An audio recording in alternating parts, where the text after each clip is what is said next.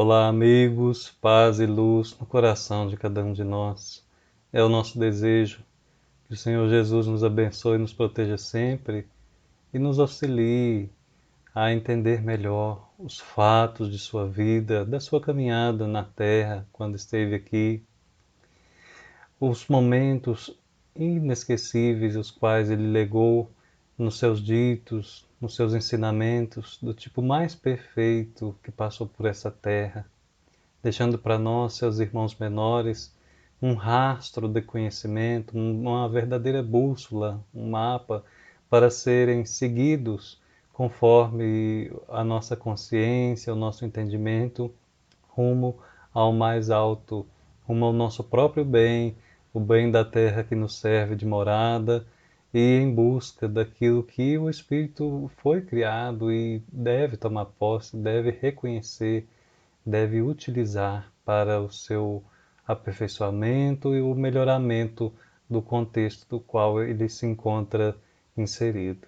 São as palavras de vida eterna que inúmeros irmãos nossos, irmãos e irmãs, vão colaborando com suas explicações, suas reflexões, seus ângulos de entendimento e favorecendo assim com que a gente entenda melhor aquilo que o Mestre um dia disse, mas disse, porém, num sentido que jamais passaria. Céus e terras passam, mas as suas palavras não passam, porque são palavras de vida eterna, são o caminho, a verdade e a vida, são aquela fonte de água viva e tudo aquilo que nos descedenta, o pão da vida realmente descido do céu. Assim nós vamos seguindo com Vinícius, compreendendo os ângulos aos quais um dia ele inspiradamente registrou no papel e que aí tem praticamente extravasado um século até nos alcançar agora, mostrando inclusive que suas reflexões encontram-se até mais atuais do que naquela própria época, se assim nós podemos dizer, porque são também reflexões a respeito do espírito e por isso atemporais. Não passam jamais e sempre servem para nós, sempre tem aquele caráter de utilidade e de urgência no emprego da nossa própria transformação, da nossa evolução, de nosso desenvolvimento espiritual. Por exemplo, o capítulo que hoje nós vamos ver, Vinícius denomina crer e crer. Bom, se ele repete a mesma palavra crer duas vezes, significa, no mínimo, que há dois significados. Um crer quer dizer algo e o outro crer quer dizer outra coisa. E realmente é isso. À medida que ele vai desenvolvendo conosco a respeito do que ele quer aqui nos apresentar, fica muito visível, fica muito fácil de entender que há aquela crença meramente intelectual que satisfaz talvez para nós a argumentação, é fácil no sentido de explicação, atende muito bem ao nosso raciocínio, então por isso até acaba se tornando formal, frio, porque o intelecto acaba indo muitas vezes por esse lado, no seu excesso, no seu exagero. E de outro lado nós temos a fé raciocinada, porém vivenciada e praticada. Então aquela prática cotidiana que impregna cada um dos nossos gestos diariamente, que vai moldando os nossos hábitos, que fortalece os nossos comportamentos sadios.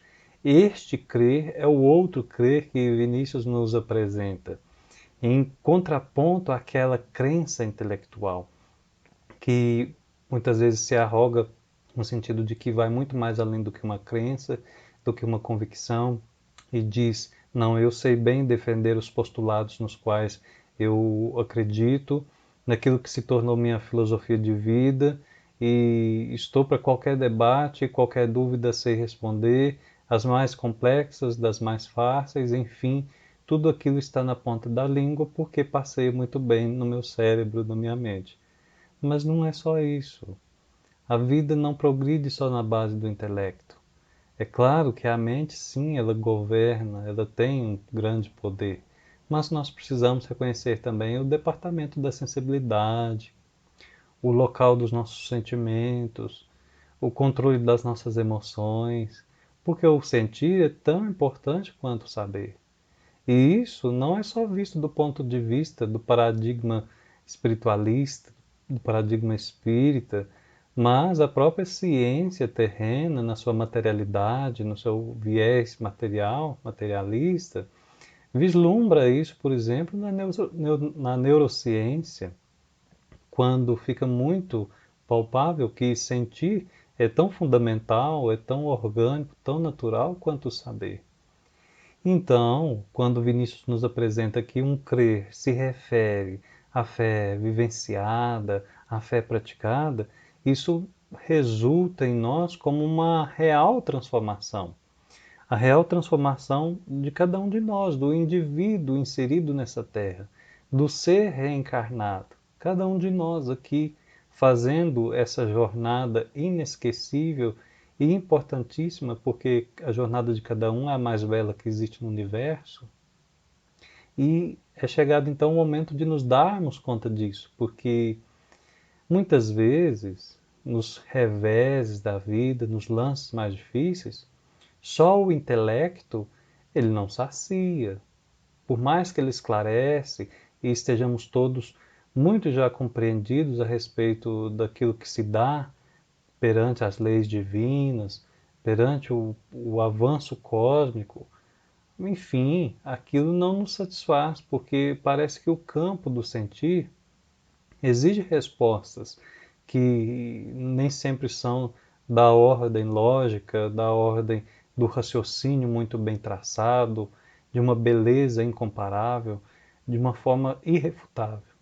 Um exemplo: quantas vezes a pessoa passando por processos dolorosos e sabe até muito bem por que está passando por aquilo, mais do que receber acréscimo de explicações sobre o seu momento difícil, mais do que ela mesma avançar nos estudos daquilo que está passando, um abraço, resolve muito mais.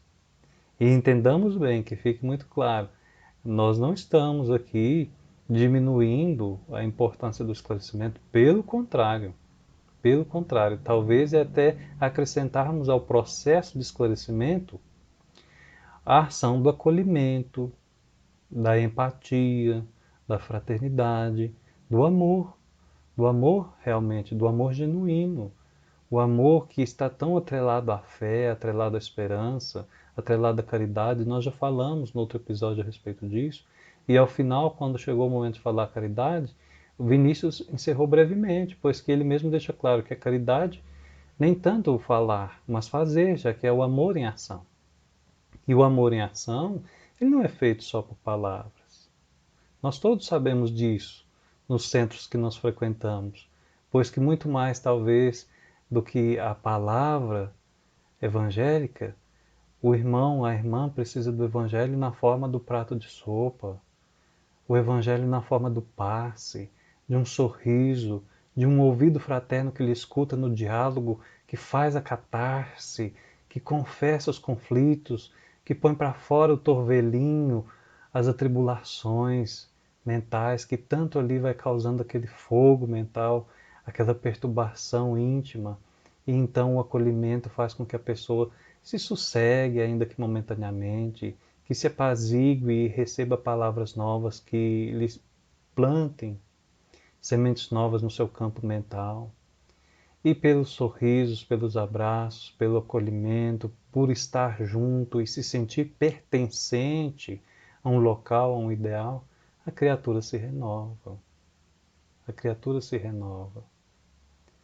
Então, vamos ver que Vinícius é muito explícito nas elaborações de ideias sobre as designações desses dois modos de crer. E ele já começa apresentando para nós o versículo 31 do capítulo 8 do Evangelho de João, onde nós encontramos da seguinte forma: Disse então Jesus aos judeus que nele creram. Então, aos judeus que nele creram: Se vós permanecerdes nas minhas palavras, verdadeiramente sereis meus discípulos. Fica muito fácil de perceber que qualquer pessoa que até então adotou um estilo de vida, uma determinada fé e então se converte, passa pelo processo de conversão, ela precisa também passar por um processo de sustentação, porque vão continuar surgindo experiências em sua vida, o tempo vai passar, situações novidadeiras ou então repetentes vão vir até esta pessoa, e aí ela vai ter que topar com essas situações agora com a sua nova forma de crer, ou a sua melhor forma agora de entender, já que não é simplesmente a gente substituir aquilo que a gente era por aquilo que a gente é, mas é realmente lançar um entendimento mais elevado, é ver de mais alto, inclusive agregando aquilo que a gente era, mas ressignificando aquilo. Então, não dá para simplesmente passar uma borracha no passado. O que foi feito, está gravado em nós mesmos, em qualquer lugar que nós estivermos. Isso é componente da nossa história, mas é possível olhar para aquilo e entender que nós fizemos ou agimos de tal maneira porque era o entendimento que nós tínhamos naquela época, era a crença que nós carregávamos e que aquilo naturalmente foi dando espaço a ideias mais avançadas, mais maduras, mais corretas, mais sensatas, conforme a vontade de Deus, conforme a natureza divina. Então, a própria ideia de Deus ela é dinâmica à medida que a consciência, que também é dinâmica, vai se expandindo, vai se desenvolvendo, vai também em nós a ideia do Criador se amadurecendo. Então, Jesus dá aqui um recado, tanto para aqueles quanto para nós, que é, de certa forma, necessariamente gravado no fundo do nosso ser. Se vós permanecerdes nas minhas palavras, verdadeiramente sereis meus discípulos. Porque é justamente nisso que o cristão ainda tropeça, que o cristão ainda cai, por não permanecer nas palavras do Cristo. Tanto que nós vamos percebendo que ao longo das horas do dia, nós não somos espíritas e cristãos integralmente, 100% do tempo. É claro que nós não podemos generalizar, nós falamos cada um por si mesmo, mas precisamos sim reconhecer que ainda sendo espíritos em um planeta de provas e expiações, e por isso mesmo espíritos passando por provas, passando por expiações, há momentos em que foge de nós o comportamento espírita, o comportamento cristão, ou seja, a postura ideal perante aquela situação, perante aquela ação, perante aquela reação. Então, assim, chega o momento em que é preciso ter paz e o que surge em nós é a fúria. Um exemplo. Segue o momento, talvez, em que a vida pede a nossa coragem e o medo insiste em se apresentar nas nossas ações.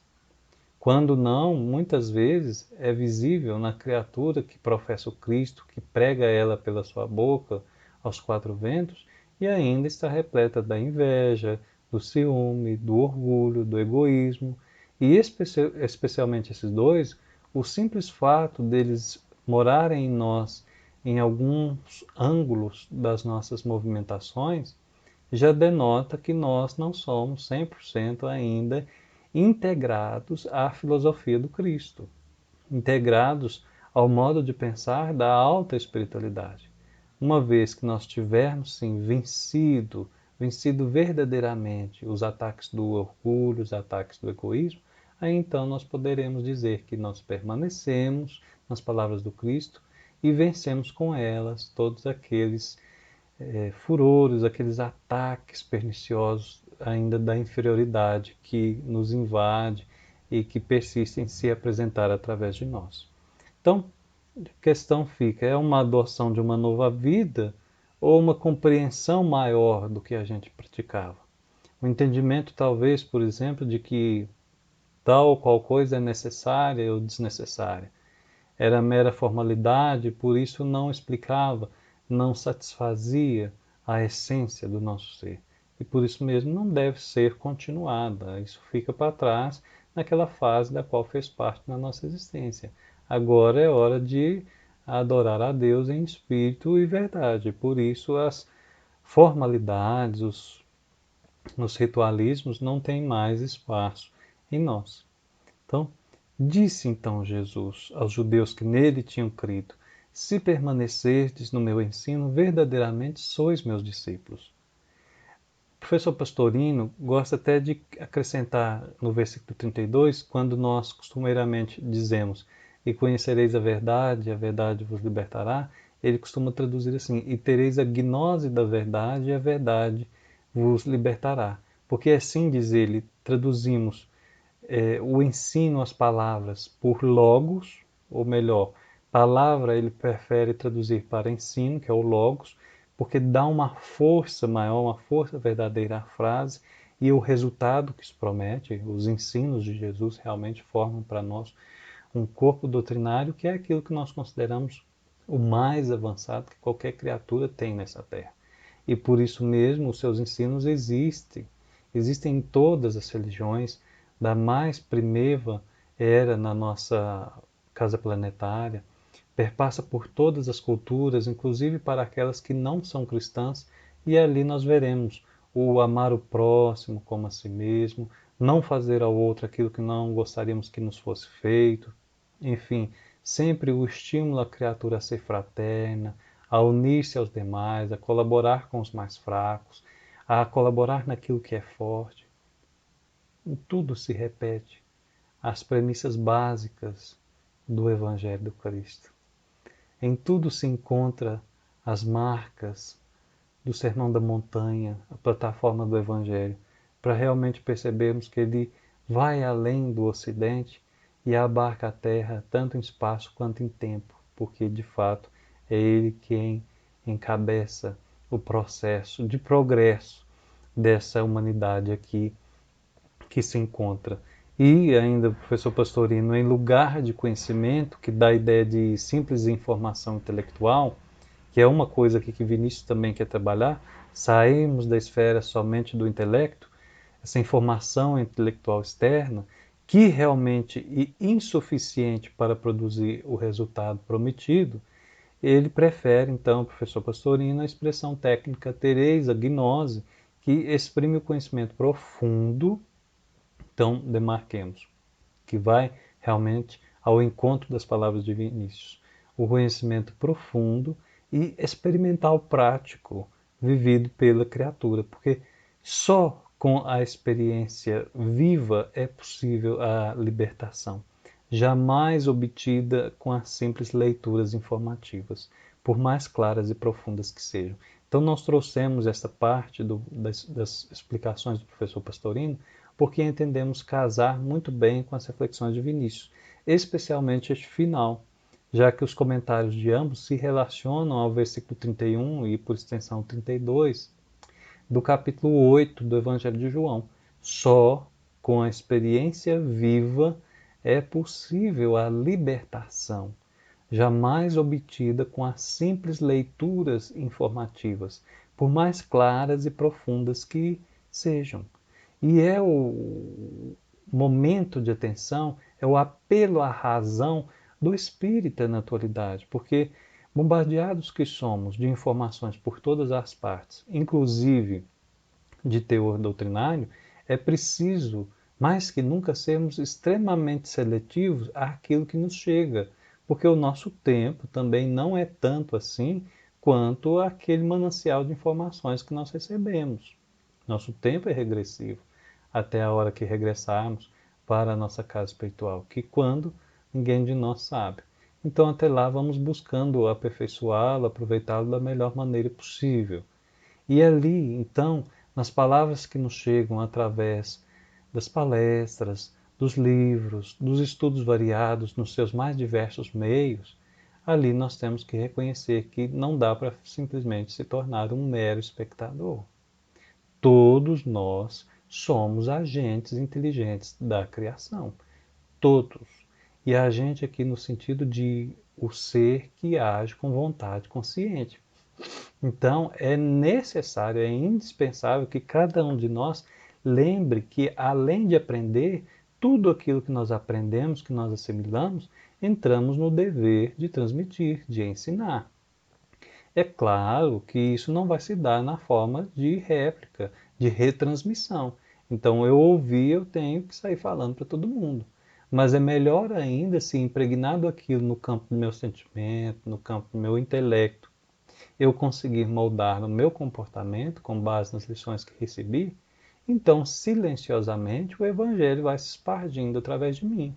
De pouco a pouco, mais e mais a cada vez, eu vou então conseguindo fazer com que a minha vida se torne a prática daquilo que eu ouço, daquilo que eu leio e, por extensão, eu sinto. É nisso que Vinícius quer nos levar. Vejamos, a crer e crer, diz ele. Os demônios criam, mas não praticavam. Criam aqui de acreditar. Os demônios acreditavam, mas não praticavam. Acreditavam, criam, mas não se convertiam. Então aqui já nós temos uma facilitação no entendimento dos argumentos que ele utiliza. A primeira coisa, crença versus a prática. Então é possível crer e é possível não praticar o que se crê. É honesto? Não, é desonesto. Com quem? Conosco mesmos. Porque eu estou buscando, pelas próprias mãos, digamos assim, um conflito. Já que eu sei que o que é certo e o que é errado, eu já consigo discernir, separar, voltemos talvez lá, com calma, na terceira parte do Livro dos Espíritos, ali já no início das leis morais, e perceberemos todos os estudos relacionados a este assunto, das leis, das próprias leis, do bem e do mal, avançando por elas até a reflexão a respeito de perfeição moral, e veremos que em tais ou quais pontos estamos ou não entendidos a respeito daquelas leis que ali se encontram, daquelas leis morais. Então, Vinícius parte das palavras de Jesus em João para mostrar para nós, para distinguir que existem diferentes formas de crer.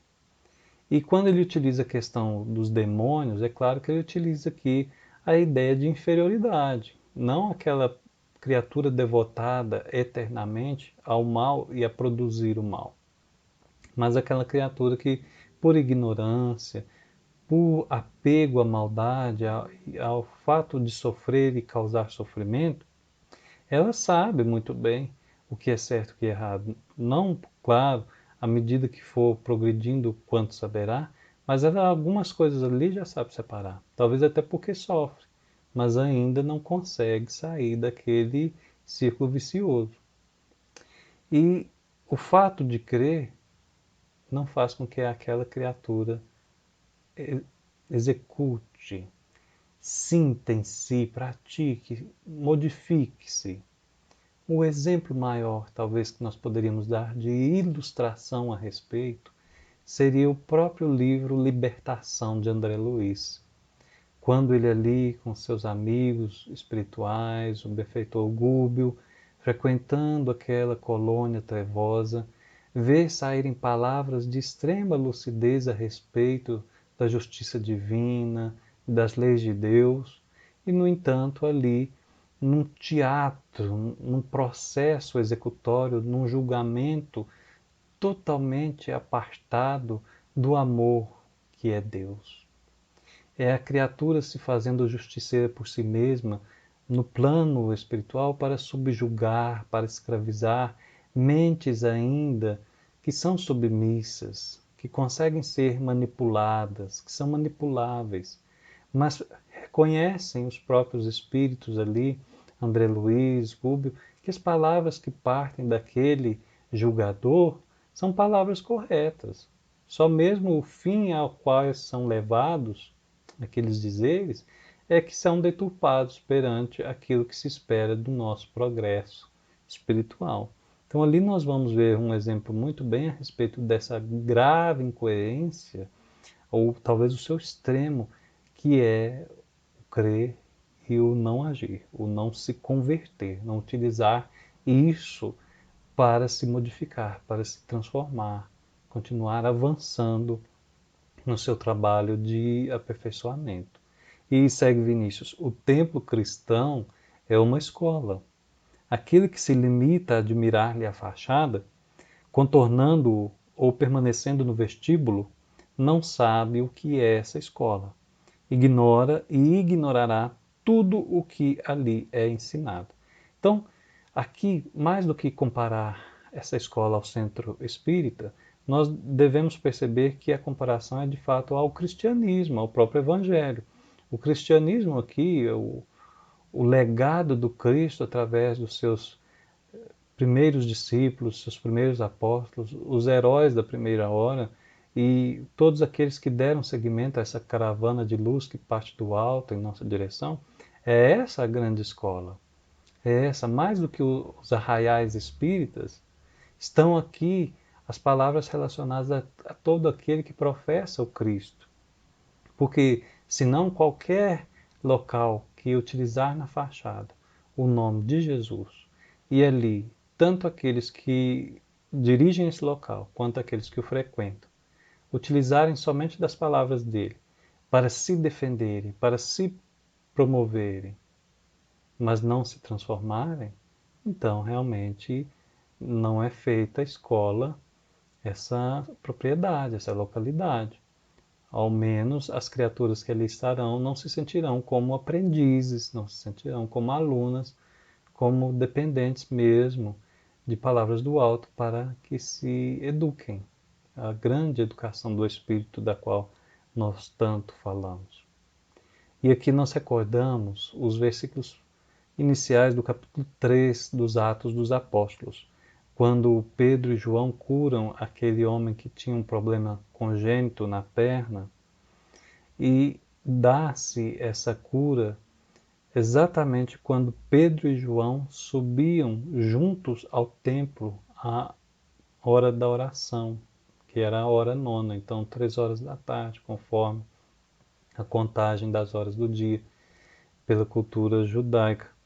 E nós vamos perceber que na profundidade das palavras fica muito claro a postura mental, o comportamento daqueles seguidores do Cristo, porque Pedro e João subiam juntos ao templo. O próprio subir nos remete à elevação mental, à conquista de um patamar de vibração mais elevado do qual nós estávamos acostumados. E aqui, é claro, essa vibração elevada remete ao templo, ao sagrado, à presença do divino. Mas vejam só, juntos. São juntos os irmãos, aqueles que crescem, que se aprimoram. Juntos é que conseguem fazer mais, porque unidos somos mais fortes. Juntos, nos elevando, nós podemos muito. Sozinhos ainda ficamos sequestrados pelo orgulho, pelo egoísmo, inclusive pelo orgulho intelectual, por acharmos que sozinhos somos autossuficientes, por entendermos que o nosso ponto de vista é a verdade e não é um caquinho do espelho da verdade. Se nós juntarmos nossos caquinhos, refletiremos muito mais. Então é preciso se recordar disso. Mas segue Vinícius. O cristianismo é uma doutrina que precisa ser aprendida e sentida. Então aqui ele reforça que essa grande escola é o cristianismo e que essa doutrina precisa ser aprendida e sentida. E sentida. Então, aqui mais um lance do Evangelho para nós entendermos bem essa dificuldade na sustentação daquilo que a gente crê, que é como nós começamos as reflexões com Vinícius, quando ele lembrava que Jesus disse aos judeus que nele creram: se vós permanecerdes nas minhas palavras, verdadeiramente sereis meus discípulos. Então essa permanência, essa sustentação da vida conforme aquilo ao qual nós estamos adotando, depois de nosso batismo da alma, entendamos assim, nós recordamos aquela passagem em que Jesus cura com lama e saliva um cego no tanque de Siloé.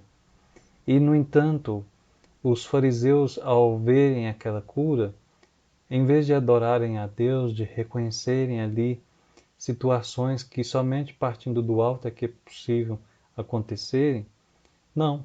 Tratam com hostilidade o homem que foi curado, a sua própria família e o próprio Cristo ali acaba sofrendo pela inconsciência e inconsequência daqueles chamados doutores da lei.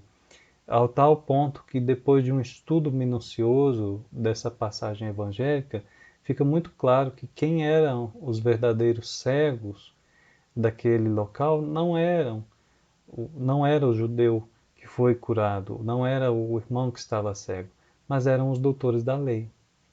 Por muito intelectualizados, por muito seguros de si, por acharem que dominavam muito bem as leis, talvez por citá-las, por exigi-las, por cobrá-las, por se fazerem ser executadas, mas eram cegos espirituais que não viam na sua própria frente o bem se fazendo em concreto. Jesus manifestando o que alguém que comunga com o Pai de maneira integral tem capacidade de fazer.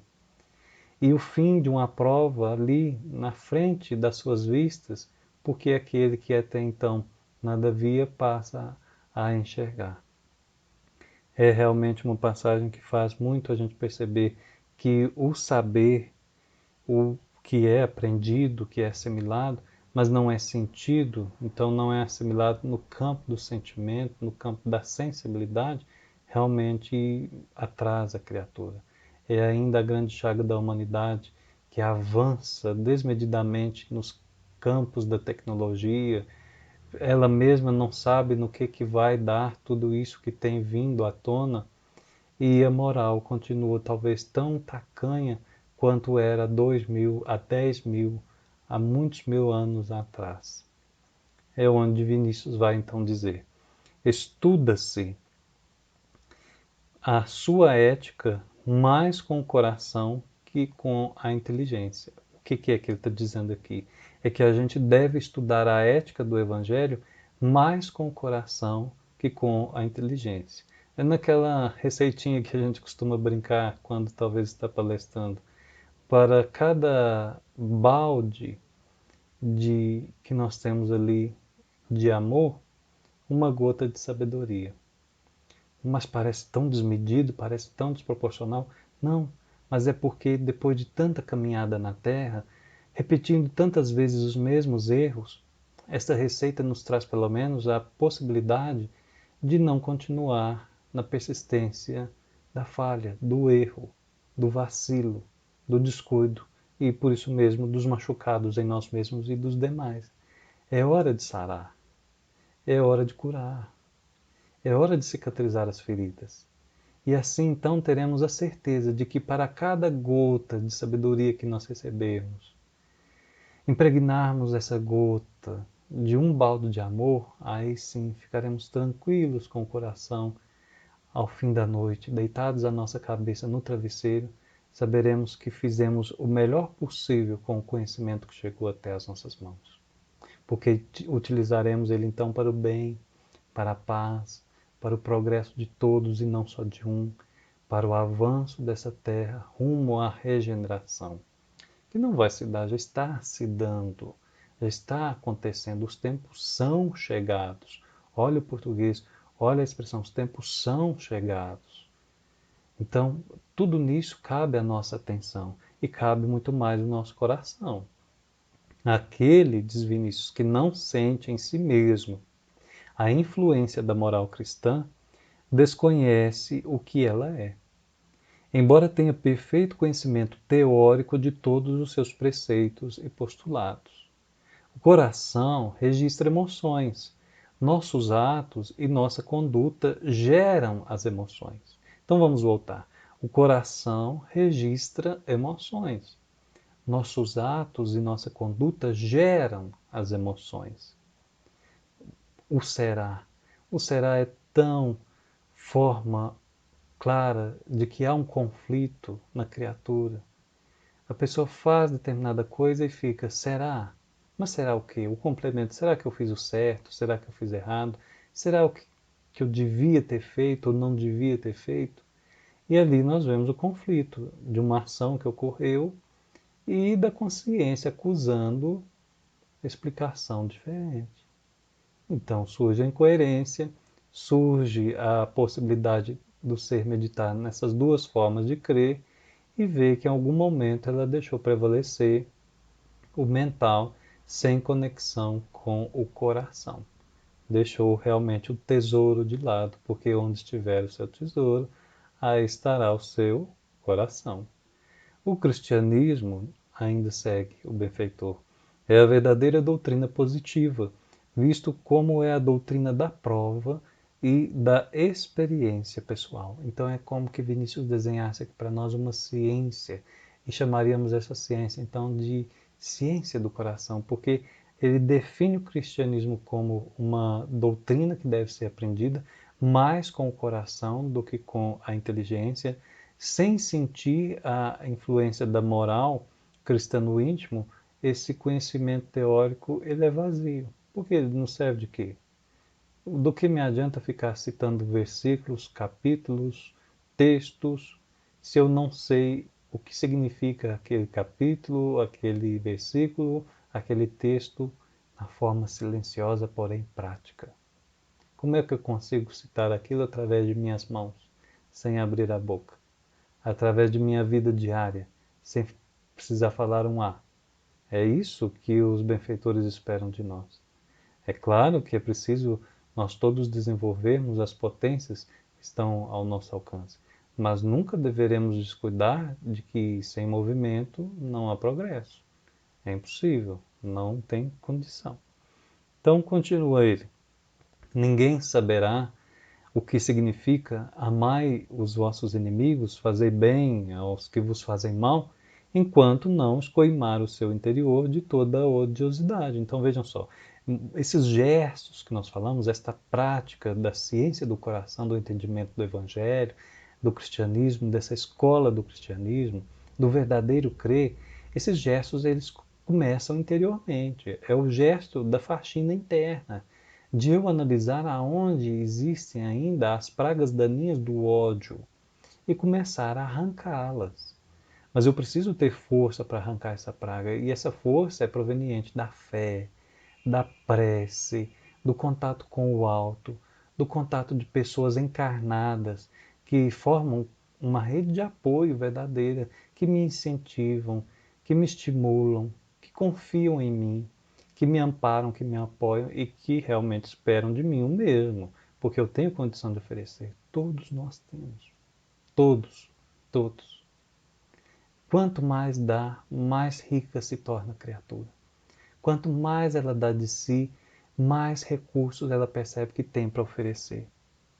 Então é trabalhando dentro de nós mesmos que nós vamos perceber o que é preciso para embelezar essa alma, extirpar de si, fazer essa cirurgia plástica no campo dos sentimentos e despedir de vez dessa sobra que se chama ódio, raiva, mágoa, porque bem-aventurados os que choram, porque serão consolados. Vinícius citando Mateus no capítulo 5, versículo 4. Quem pode saber o valor dessa beatitude, senão aqueles cujas lágrimas de arrependimento ou de dor o conduziram aos pés da cruz?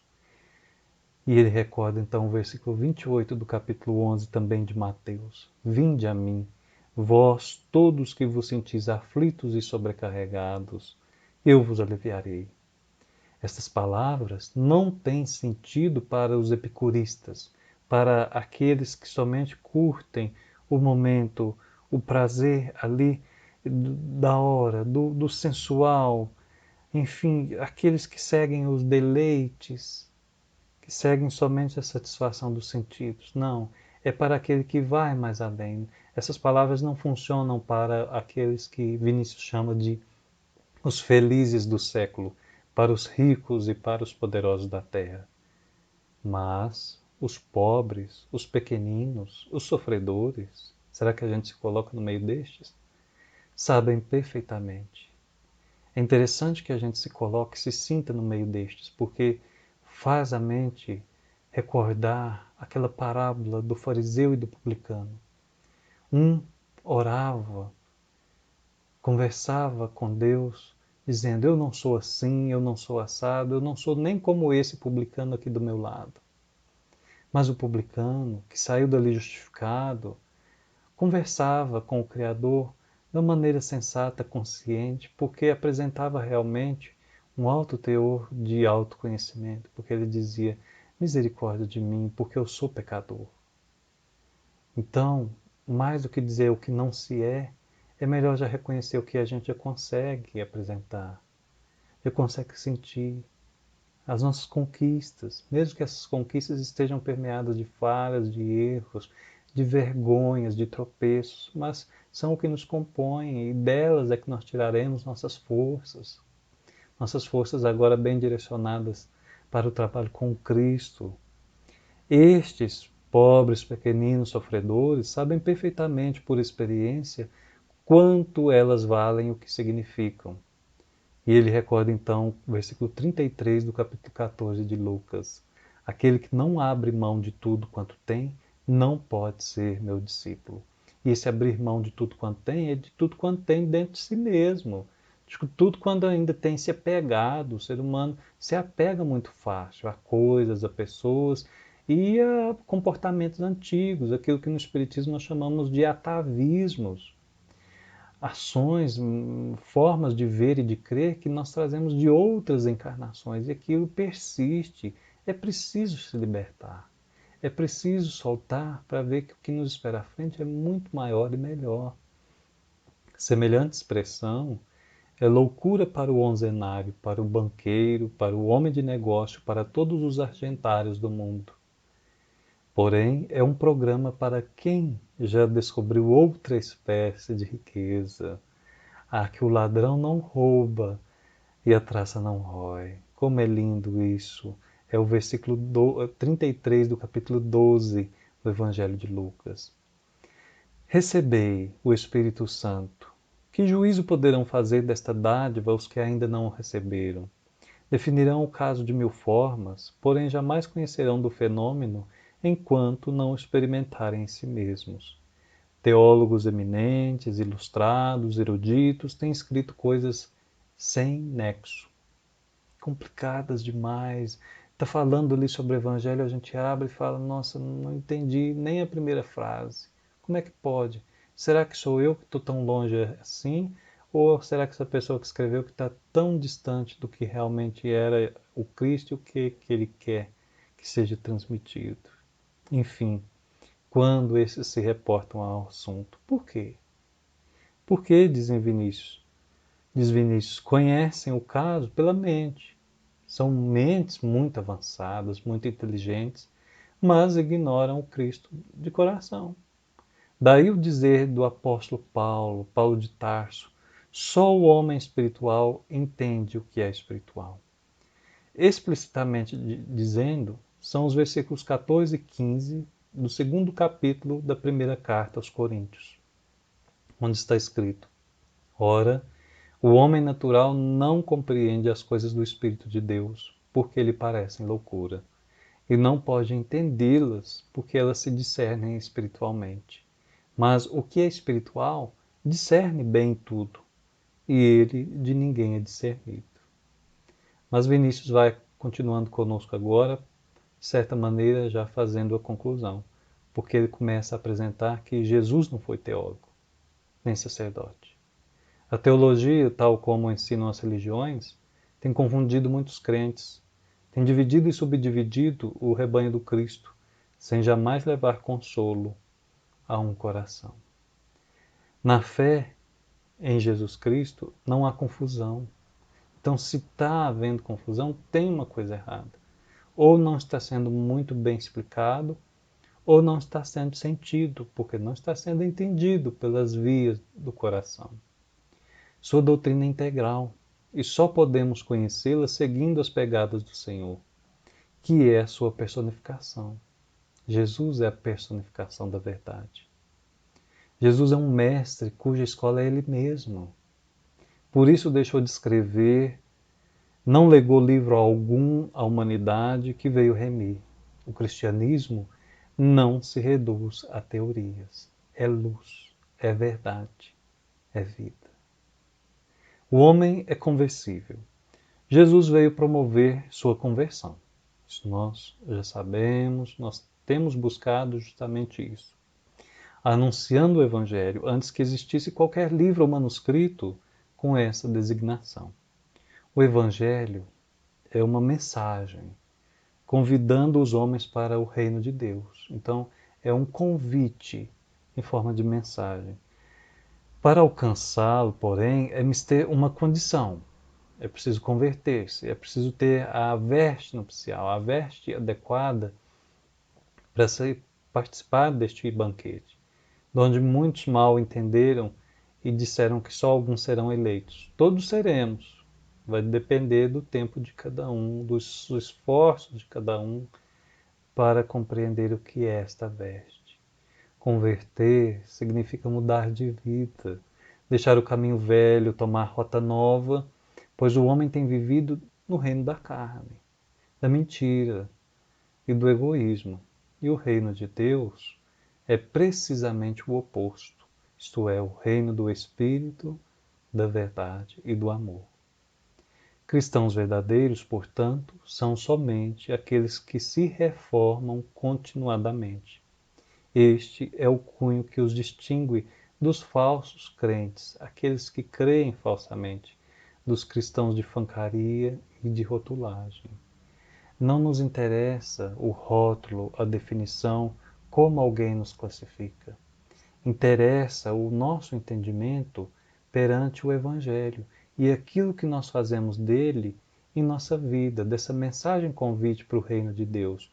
Porque quanto melhor a entendermos, melhor impregnarmos a nossa alma, mais transformarmos isso em forma de viver, então tranquilos estaremos em relação a todos que nos veem, sejam do plano espiritual, sejam do plano carnal, porque estaremos então fazendo a vontade do Pai, cada vez mais sintonizados com Ele e lembrando aquilo que Emmanuel um dia disse: Jesus te conhece e isso basta. Querida amiga, querido amigo, que Jesus esteja conosco hoje e sempre. Muita paz.